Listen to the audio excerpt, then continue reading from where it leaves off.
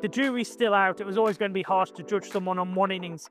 He played well for the first hour or so, left the ball smartly, wasn't feeling for too much outside off stump. The intent was still a little bit of a concern. The scoreboard wasn't really moving over for Australia, albeit they were tricky batting conditions with the cloud overhead after Australia had been put in. So it's a work in progress for Marnus Labuschagne, but a massive second innings coming up for him with an eye on the West Indies tour in a few weeks' time.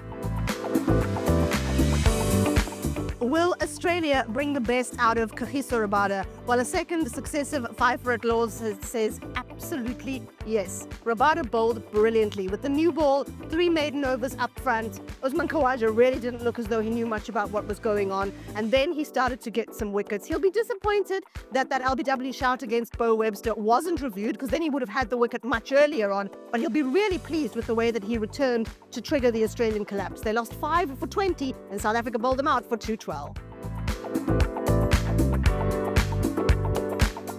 Well, the short answer is yes. Stephen Smith admitted to us a short while ago that he couldn't believe he'd nicked off Aidan Markram's part-time off spin, having played really well to get into the 60s. He probably won't be doing that again.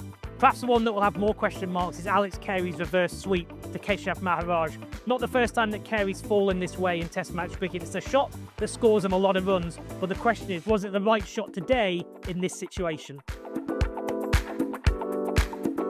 Well, 43 for 4 suggests that maybe not, especially when South Africa's top order has been decimated and the Australian quicks look like they are hunting for blood. But this is a South African side that knows how to come back. They've still got the captain, Temba Bavuma, out there. It's been heavy going for him, but he's in excellent form, and David Bedingham owes the South African team some runs. He hasn't really looked the part since he made his Test debut, apart from that 100 in the COVID series against New Zealand. But hopefully this will be his day, and there's still Kyle Verreynne to come.